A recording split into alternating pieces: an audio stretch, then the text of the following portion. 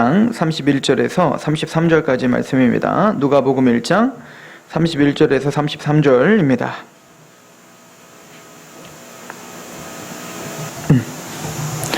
누가복음 1장 31절에서 33절까지 말씀입니다. 보라, 내가 잉태하여 아들을 낳으리니 그 이름을 예수라 하라. 그가 큰 자가 되고 지극히 높으신 이의 아들이라 일컬어질 것이요 주 하나님께서 그 조상 다윗의 왕위를 그에게 주시리니 영원히 야곱의 집을 왕으로 다스리실 것이며 그 나라가 무궁하리라. 아멘. 제가 제목을 좀 이상하게 졌네요. 야곱의 집을 왕으로 다스릴 왕, 야곱의 집을 왕으로 다스릴 메시아, 이렇게 바꾸십시오. 오늘 제가 말씀을 준비한 말씀은 예수님이 태어나기 전에 마리아가 엘리사벳을 찾아갑니다. 여러분들이 잘 아는 대로 이 엘리사벳은 바로 세례 요한의 어머니죠. 그 세례 요한의 어머니를 찾아가서 내 뱃속에 있는 이 사람이 바로 메시아, 이 야곱의 집을 다스릴 왕임을 알고 찬양을 하는 장면이 나옵니다. 마리아의 찬가가 나오고요.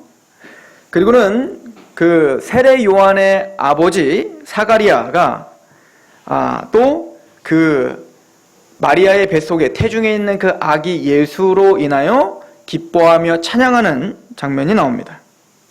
저는 이 찬가들 속에 나와 있는 우리가 왜 성탄을 즐거워해야 되는가? 왜 우리가 예수 그리스도의 태어나심을 기념해야 되는가? 왜 기뻐해야 되는가에 대해서 우리가 좀 상고해 보려고 하는 것이죠. 오늘 본문은 마리아에게 우선 네가 예수가 누군지를 설명해 주죠. 31절에 누가복음 1장 31절에 보라, 내가 잉태하여 아들을 낳으리니 그 이름을 예수라 하라. 즉 예수는 구원자라고 하는 뜻이죠. 바로 구원할 자다라고 하는 거예요. 그래서 32절에 그가 큰 자가 되고 지극히 높으신 이의 아들이라 일컬어질 것이요 주 하나님께서 그 조상 다윗의 왕위를 그에게 주시리라. 영원히 야곱의 집을 왕으로 다스릴 것이며 그 나라가 무궁하리라. 제가 오늘 이 구절을 본문으로 정하면서 다행이다 싶었어요. 왜냐면 여기 앉아 계신 분들은 전부 100% 오후 예배에 참석하신 분들이에요. 그죠? 오후 예배와 연결된 말씀입니다.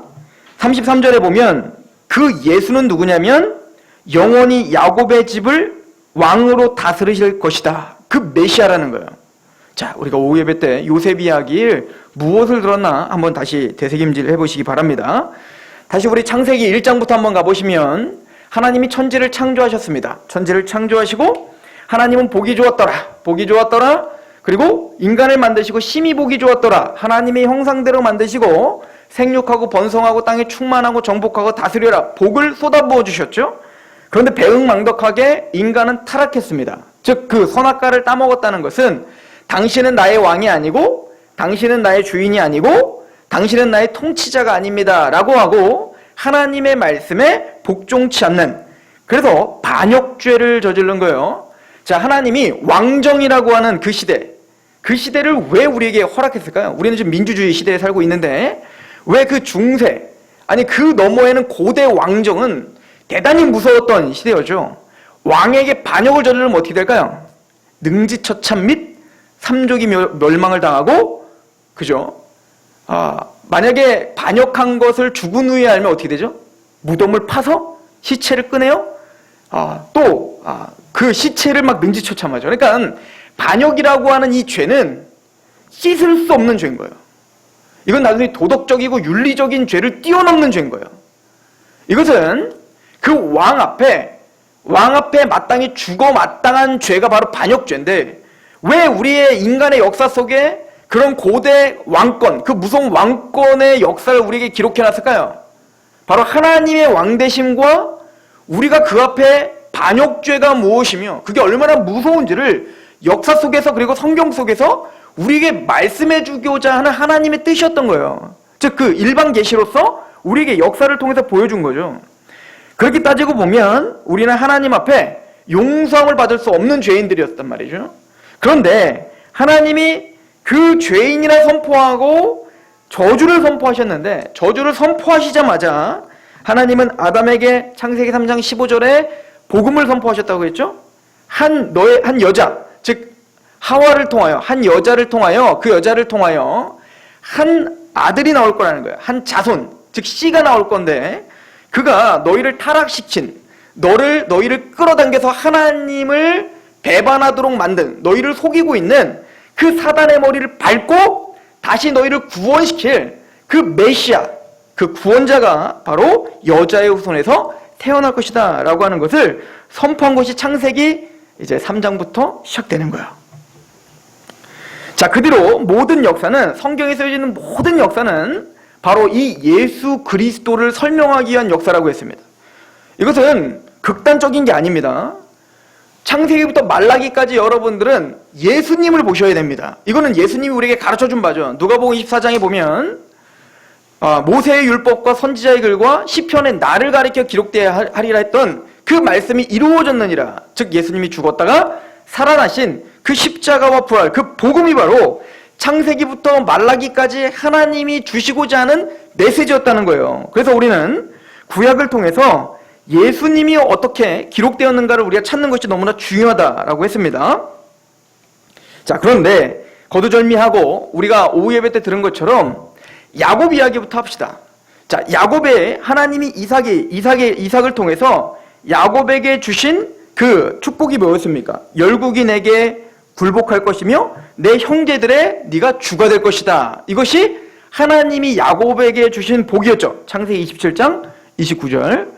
즉 야곱에게 주신 복은 네가 모든 열방을 제패하고 모든 열방을 무릎 꿇게 할 것이고, 그리고 모든 형제들, 네 형제들이 다 너에게 굴복하게 될 것이다. 이것이 하나님이 야곱에게 주신 복인데, 그 복을 야곱에게 직접적으로 대입하면 야곱에게 이루어졌나 안 이루어졌나요? 안 이루어졌다고 했어요. 그죠? 그래서 이것은 모형적으로 누구를 통해서 이루어졌다고 했죠? 요셉이라고 했습니다. 그래서 요셉은 바로 이 야곱이 받은 그 복을 이어받아서 하나님이 요셉에게 보여준 그 환상 자체가, 꿈 자체가 바로 이 야곱에게 준 축복을 대물림 받은 거죠. 그래서 해와 달과 11별이 내게 절하더라. 즉 모든 이스라엘 백성들, 모든 형제들이 다 너에게 굴복하게 될 것이다 라고 하는 것을 이야기했다고 했어요. 그래서 요셉을 통해서 그것이 모형적으로 보여줬죠. 그래서 우리가 지난주에 살펴본 것처럼, 이번 주에 살펴본 것처럼 요셉은 그냥 장자가 아니라 예수 그리스도를 정확하게 모형하는 장자였다는 것을 우리가 상고했습니다.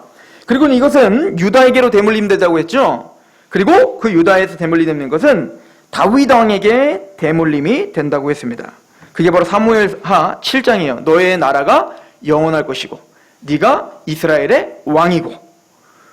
그래서 여러분들 사무엘하 8장을 가면 재밌는 얘기가 나오는데요. 이렇게 시작을 해요. 다윗이 어디를 가든 이기더라 라고 하는 거예요. 자, 12지파 모든 지파가 다 한 왕을 세우고 그 왕 앞에 굴복하고 무릎 꿇고 하나님 앞에 경배하는 그 통치의 나라가 세워진 게 누구 때죠? 바로 다윗이에요.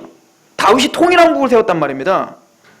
그리고 재밌는 건 그러니까 그 모든 형제의 나라, 12지파의 모든 형제들이 안녕. 12지파의 자, 앉아. 자, 12지파의 모든 형제들이 누구에게 굴복하게 됐죠? 야곱에게 예언했듯, 요셉에게 예언했듯, 유다에게 예언했듯, 그 예언은 누구에게 진짜 이루어진 것 같아요? 다윗인 겁니다.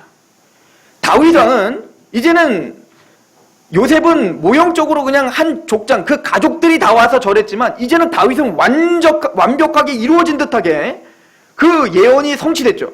그래서 12지파 모든 지파들이 다 누구를 친송했어요? 다윗에게 절했고 다윗에게 무릎 꿇는 통치자가 되었고, 그렇게 남북을 다 통일한 그 다윗은 가는 곳마다 어떻게 하더라? 이기더라. 그러니까 야곱에게 말한 것처럼 모든 열국도 다 누구에게 무릎 꿇으리라? 너에게 무릎 꿇을 거야 라고 한 것처럼 다윗이 가는 곳마다 블레셋이니 에돔이니 가는 곳마다 다 무릎을 꿇는 겁니다.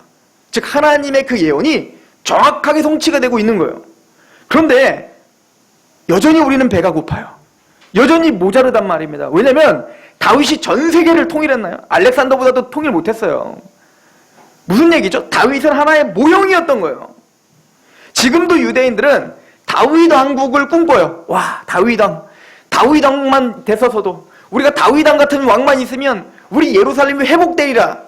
제가 보기엔 다윗 왕이 다시 태어나도 그 팔레스틴 땅만 다스리지 미국만큼도 못할 거란 말이에요. 무슨 얘기냐면 지금 하나님은 다윗 왕국을 통하여 보여주고자 하는 것은 메시아, 앞으로 오실 메시아, 진짜 모든 열방을 다 다스리시고 그리고 하나님의 백성들을 다스릴 그 왕이 올 거라는 거죠. 그게 이제 선지자들이 다윗과 같은 한 왕이 올 것이다 라고 선포한 거였어요. 자, 이제 이 이야기를 들으시고 오늘 본문을 보십시오. 그러면 오늘 본문이 해석이 되는 거예요. 누가복음 1장입니다. 이 스토리를 모르면 이게 이해가 안 돼요. 누가복음 1장 31절부터 다시 보세요. 보라, 내가 잉태하여 아들을 낳으리니 그 이름을 예수라 하라. 그가 큰 자가 되고 지극히 높으시니 아들이라 일컬어질 것이요 주 하나님께서 그 조상 다윗의 왕위를 그에게 주시리라. 그러니까 다윗과 같은 한 왕이 태어났어요. 누가? 지금 마리아에게서 뱃속에 있는 그 아기 예수가. 33절, 영원히 야곱의 집을 왕으로 다스릴 것이며 라고 하죠. 그래서 이 이야기가 있는 거예요. 야곱의 집인 거예요. 야곱에게 주신 그 축복, 야곱에게 주신 그 예언, 요셉, 유다, 다윗에게 이어지는 그 예언, 우리는 이미 그걸 살펴봤어요. 아브라함, 노아, 그리고 아담으로부터 시작됐던 그 동일한 예언들, 그 예언이 누구에게 성취됐다? 바로 다윗인 예수 그리스도를 통해서 성취되었음을 오늘 누가는 기록하고 있는 것입니다. 그래서 하나님은 천사를 통해서 그 마리아에게 선포하는 거예요. 마리아야, 네가 지금 낳을 그 아기 예수는 단순히 좀 능하고 뭔가 신비한 사람이 아니다. 그는 창세전부터 하나님이 계획하고, 그래서 아담에게, 그리고 노아에게, 그리고 아브라함에게, 이삭에게, 야곱에게, 요셉에게, 유다에게, 모세에게, 다윗에게, 그리고 지금 마침내 모든 선지자를 통해서 예언했던 창세기부터 계시록, 창세기부터 말라기까지 예언하고 그 모든 것을 이루고자 하는 하나님의 열심의 성취로, 마리아야, 지금 그 모든 말씀의 성취가 네 뱃속에 있단다. 그래서 모든 야곱의 그 집을 다스릴 왕, 그 메시아가 바로 예수란다 라고 선포를 하고 있는 거예요. 제가 우리 아내한테 걱정이라고 했어요. 왜냐면 오늘 이 말씀은 성경 구절이 안 써있죠. 많이 안 써있죠. 저답지 않잖아요. 원래는 한 20개 지금 적어야 되는데 일부러 다 뺐어요. 제가 다 찾을까봐 막 욕심이 생겨서. 그러면 한 3시간 설교할 것 같아서 짧게 하려고 성경 구절을 다 뺐어요. 그러니까 집중하셔야 됩니다. 우리가 지금 찬양하고 있는 이 성탄은, 와! 성탄절이다! 제가 오늘 마트에 갔었어요. 오늘 간식을 사러, 여러분들과 같이 나눠 먹을 간식을 사러 갔는데 난리가 났습니다. 서로 축하하느냐고. 그죠? 누구를 찬양하고 누구를 기뻐하고 누구에게 예물을 드리던가요? 다 아들들. 그래서 로봇 사는 데에 사람들은 모두 몰려 있었어요. 우리 모든 교회는 이미 이런 하나님의 복음과 예수 그리스도의 태어나심이 얼마나 위대한 사실인가를 잊어버린 채 그냥 가벼운 즐거움, 세상이 줄 수 있는 즐거움으로 기뻐하고 있는 듯한, 그러나 하나님의 백성들은 이제는 좀 더 조용해야 된다고 생각합니다. 성탄절날 좀 조용히 하나님의 말씀을 묵상하고 그 말씀 속에서 예수 그리스도가 태어나신 그 의미, 다윗 왕이라고 하는 거, 야곱을 다스리는 그 왕이 얼마나 위대하신 분인가. 하나님이 이 예수를 마리아에게서 태어나게 하시기 위하여 몇천 년을 참으셨고 몇천 년을 인내하셨으며 많은 자기의 사람들을 희생하며 그 예수 그리스도가 드디어 우리에게 오신 거란 말입니다. 그래서 우리는 감격하는 거예요. 그래서 오늘 주 하나님 앞에 찬양하는 거예요. 그래서 마리아는 이 소식을 듣고 예수 그리스도가 내 안에, 그 메시아가 내 안에 있다는 걸 알고 그 왕이 우리에게 행하실, 그 야곱을 다스리는 그 왕이 우리에게 행하실 일이 무엇인가 고백하며 찬양하는 게 바로 누가복음 1장 46절부터입니다. 한번 가보세요. 46절 마리아가 이르되 내 영혼이 주를 찬양하며 내 마음이 하나님 내 구주를 기뻐하였음은 그의 여종의 비천함을 돌보셨습니다. 보라 이제 후로는 만세의 날을 복이 있다 일컬어리로다.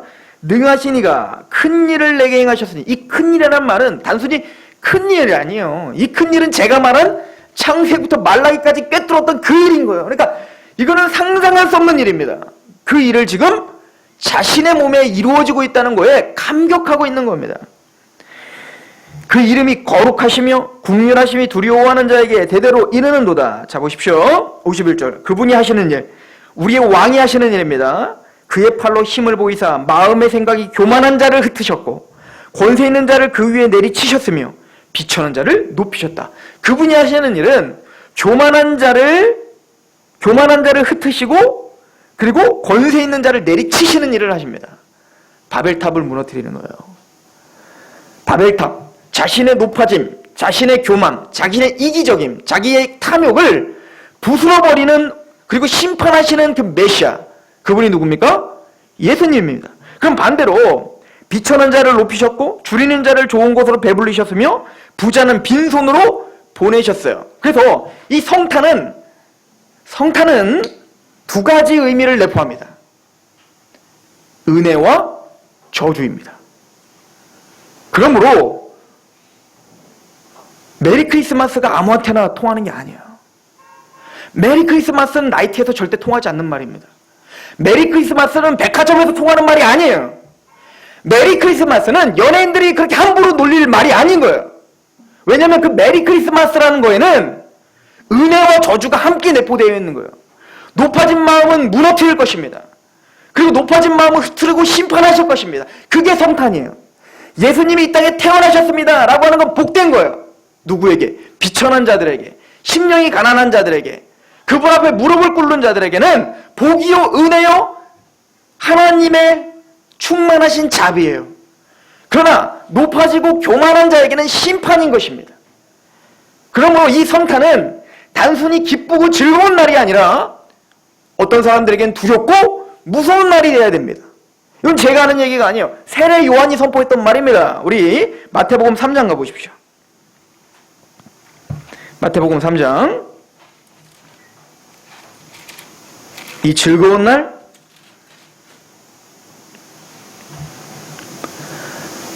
심판을 선포합니다.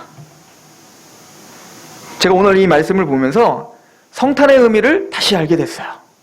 마태복음 3장 1절입니다. 보십시오. 그때 세례 요한이 이르러 유대 광야에서 전파하여 말하되 회개하라 천국이 가까웠느니라 하였으니 그는 선지자 이사야를 통하여 말씀하신 자라. 일러스되 광야에 외치는 자의 소리가 있어 이르되 너희는 주의 길을 준비하라 그가 오실 길을 곧게 하라 하였느니라. 이 요한은 낙타털 옷을 입고 허리에 가죽띠를 띠고 음식은 메뚜기와 석청이었더라. 이때 예루살렘과 온 유대와 요단강 사방에 다 그에게 나와 자기들의 죄를 자복하고 요단강에서 그에게 세례를 받더니 요한이 많은 바리새인들과 사두개인들, 이 사람들이 대표적으로 뭐요? 교만한 자, 권세 있는 자들이죠.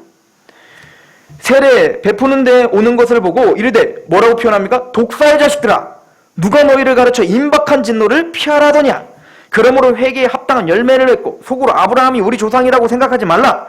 내가 너희에게 이르노니 하나님이 능히 이 돌들로도 아브라함의 자손이 되게 하시리라. 이미 도끼가 나무 뿌리에 놓였으니 좋은 열매를 맺지 아니하는 나무마다 찍혀 불에 던져 지리라. 나는 너희로 회개하게 하기 위하여 물로 세례를 베풀거니와 내 뒤에 오시는 이는 나보다 능력이 많으시니 나는 그의 신을 들기도 감당하지 못하겠노라. 그는 성령과 불로 너에게 세례를 베푸실 것이요 손에 키를 들고 자기의 타작마당을 정하게 하사 알곡은 모아 곡간에 들이고 쭉쭉이는 꺼지지 않는 불에 태우시리라. 지금 그 기쁨의 메시아, 은혜의 메시아, 사랑의 메시아가 지금 오고 그를 소개하고 있는데 그 예수님은 정확하게 뭡니까? 교만하고 권세 있는 자들, 즉 자신의 힘만 믿고 이 땅을 살아가고 있는 자들에게는 메리 크리스마스가 아니라 저주였다는 것이죠. 이미 도끼가, 예수님이 오셨다는 건 이미 도끼가 뿌리에 놓여 있다는 거예요. 그러므로 성탄은 단순히 기뻐해야 될 날이 아니라 심각한 날인 거죠. 물론 우리에겐 기쁜 날입니다. 우리에게는 은혜의 날이요 구원의 날이기 때문에 그렇죠.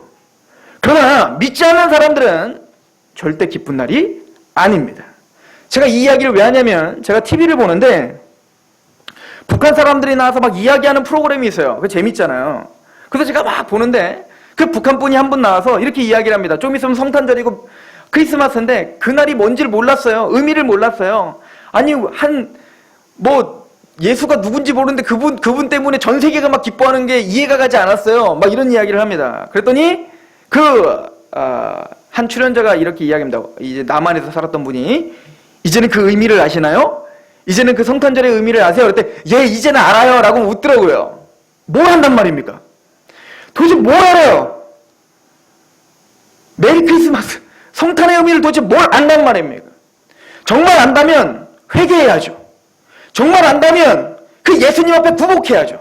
정말 안다면 그 예수님 앞에 자신의 마음을 헌신하며 그 왕 앞에 빨리 무릎 꿇고 높아진 마음을 부서뜨리고 교만한 마음을 부서뜨리며 주 예수 그리스도 앞에 그 동방박사들이 그 모든 예물을 바친 것처럼 우리의 마음과 우리의 몸을 하나님께 산제물로 드려야죠. 이게 성탄입니다.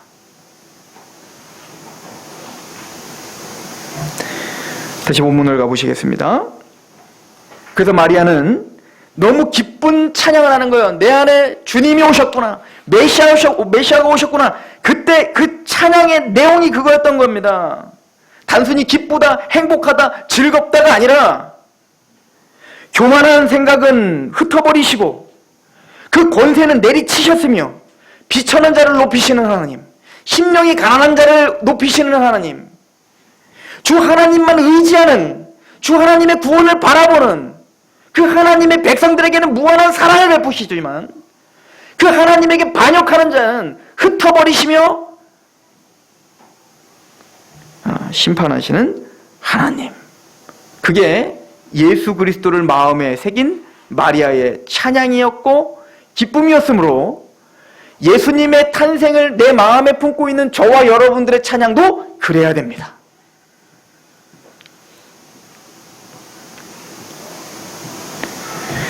다음은 사가랴의 고백을 한번 봅시다.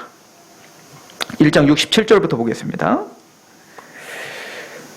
누가복음 1장 67절 그 부친 사가랴가 성령의 충만함을 받아 예언하여 이르되 찬송하리로다 주 이스라엘의 하나님이요 그 백성을 돌보사 속량하시며 라고 하죠. 그러나 반대로 하나님은 예수 그리스도의 탄생이란 예수님의 이 땅의 마리아의 뱃속에 잉태하심이란 교만한 자와 세상은 심판하시며 그러나 반대로 그의 백성들은 어떻게 하시리라? 돌아보사 속량하시는 날인 거예요. 16절에 우리를 위하여 구원의 뿔을 그 종 다윗의 집에 일으키셨으니 이것은 주께서 예로부터 거룩한 선지자 입으로 말씀하신 바라. 그러니까 여러분들 69절 70절 같은 거 읽으실 때는 제가 아까 서론으로 말했던 것을 기억하시면서 읽으셔야 되는 거예요. 다시 기억하면서 다시 읽어보세요. 우리를 위하여 구원의 뿔을 그 종 다윗의 집에 일으키셨으니 이제 개념이 잡히시죠? 왜 이런 구절들이 쓰여져 있나? 이것은 주께로부터 예로부터 거룩한 선지자 입을 말씀하신 바와 같이 우리 원수에게서와 우리를 미워하는 모든 자의 손에서 구원하시니라. 그러니까 예수님의 성탄은 두 가지가 또 의미가 있는 거예요. 첫 번째는 속량이요, 두 번째는 구원이에요. 즉 예수님은 그 다윗 왕은 이 땅에 오신 이유가 경배받으러 오신 것이 아니었죠. 나는 경배를 받고 나는 섬김을 받으려 온 것이 아니라 오히려 너희를 섬기려 오고 내 목숨을 내어주러 왔다라고 오잖아요. 그래서 이것을 이사야 선지자는 그 한 아기가 태어날 것이 처녀에게서 한 아기가 태어날 것인데 그 왕은 뭡니까? 질고를 하는 자고 우리의 허물과 죄 때문에 찔림을 당하고 채찍에 맞으실 고난의 왕으로 오실 것임을 예언했죠. 그러니까 이 사가랴는 그 내용을 알았던 겁니다. 그분은 우리의 죄를 속량, 즉 우리의 죄를 담당하실 제물이시다. 하나님의 어린 양이시다 라고 고백하는 거예요. 그러면 주님의 속량과 구원을 통하여 그 왕이 우리에게 행하시는 일이 무엇입니까? 자, 보세요. 72절. 우리 조상을 긍휼히 여기시며 그 거룩한 언약을 기억하셨으니 곧 우리 조상 아브라함에게서 하신 맹세라. 우리가 원수의 손에서 건짐을 받고 종신토록 어떻도록? 종신토록 주의 앞에서 성결과 의로 두려움이 없이 섬기게 하리라. 그분은 우리의 왕으로 오셨습니다. 근데 그분이 속량하시고 구원, 즉 예수님의 십자가를 짊어지심으로 우리를 대신하여 죽으시러 오신 거예요. 그 죄를 속량하시고 구원하시는 궁극적인 목적이 어디 있다고요? 종신토록 우리가 두려움이 없이 하나님을 섬기게 하기 위함인 거예요. 우리는 원수되었던 자였어요. 하나님을 두려워할 수밖에 없는 자였습니다. 그런데 하나님은 우리를 다스릴 거예요. 뭐라고 말했냐면 너희가 마음을 다하고 뜻을 다하고 목숨을 다하고 너희의 모든 정성을 다하여 주 너희 하나님을 사랑하라. 그렇게 되면 하나님의 율법을 마음을 다하고 뜻을 다하여 하나님의 율법을 행하게 될 것이다 라고 표현하고 있습니다. 자, 우리 구원받은 것도 마찬가지죠. 로마서 8장 1절에 그러므로 그리스도 안에 있는 자에겐 결코 정죄함이 없느니라. 왜? 속량받았고 구원함을 받았으니까. 그럼 그걸로 끝인가요? 아니죠. 로마서 8장 4절에 뭐라고 이어서 이야기하죠? 성령을 따라 행하는 자는 율법의 요구를 이루어지게 하느니라. 이게 무슨 얘기냐면 거듭나 구원받은 하나님의 백성들과 하나님의 율법과는 뗄래야 뗄 수가 없는 거예요. 하나님의 왕이 우리에게 왔어요. 복음이란 십자가를 통해서 속량을 받았다는 거지만 더 넓게는 하나님의 나라가 우리의 교만과 우리의 높아짐을 뚫고 들어오신 거예요. 예수님이 마리아에게 잉태된 것처럼 우리 안에 우리의 교만과 우리의 무지함을 뚫고 하나님이 예수 그리스도를 넣어주신 거란 말입니다. 은혜로. 그 얘기는 하나님의 나라, 즉 하나님의 나라가 하나님의 통치가 내 안에 이루어진 거예요. 그래서 우리는 뭡니까? 이제 복종만이 우리의 의무가 된 거예요. 우린 복종해야 돼요. 여러분들 아담과 하와가 에덴 동산에서 쫓겨났던 이유가 뭐예요? 불순종이었잖아요. 그럼 반대로 우리가 에덴 동산 그 하나님의 천국의 모형, 근데 우리에는 하나님의 진짜 나라가 어디에 임했어요? 여러분들 마음에 임했죠? 하나님 나라는 먹는 것과 마시는 것에 있는 것이 아니라 의와 평강과 신앙, 우리 마음이라면서요. 하나님의 나라는 보이는 곳에 있는 것이 아니라 너희 마음에 임하느니라. 그래서 지금 예수님이 하신 말이죠. 우리 마음에 하나님의 나라가 임했다면, 하나님의 백성이 됐다면, 그래서 그 메시아를 기뻐하는 사람이라면 당연히 우리는 무엇을 지켜야 돼요? 율법을 지켜야죠. 즉 하나님의 통치를 복종해야죠.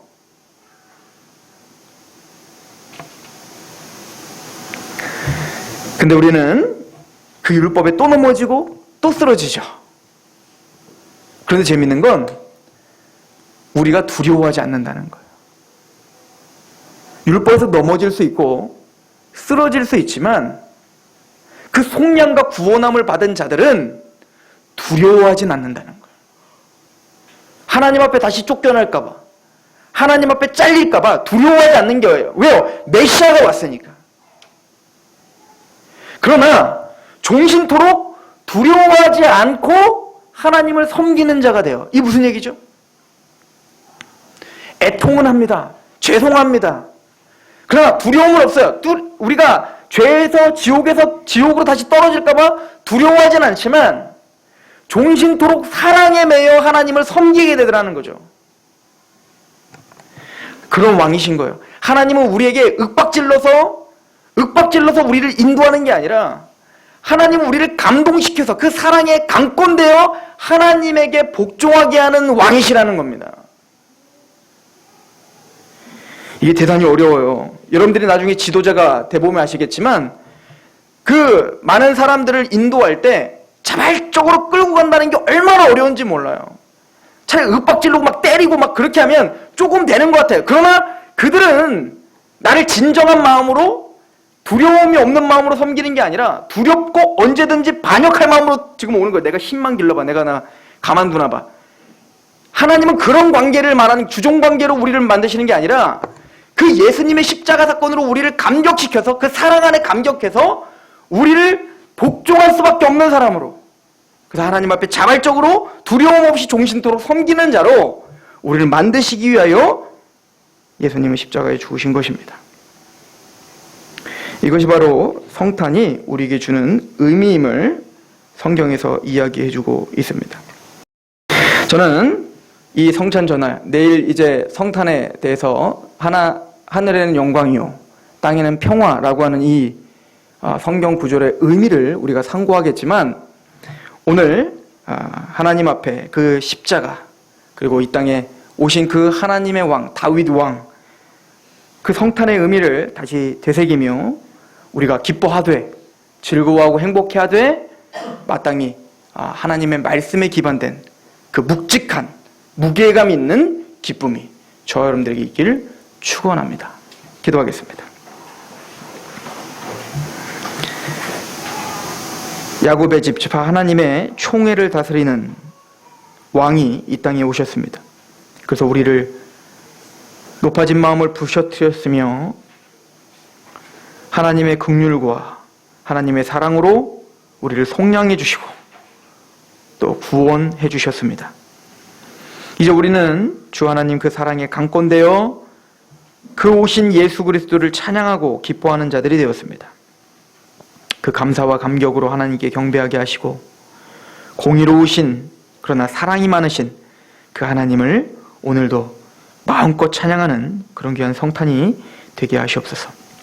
예수 그리스도의 이름으로 감사하며 기도합니다. 아멘. 우리 찬송가 126장 우리 드리겠습니다. 126장입니다.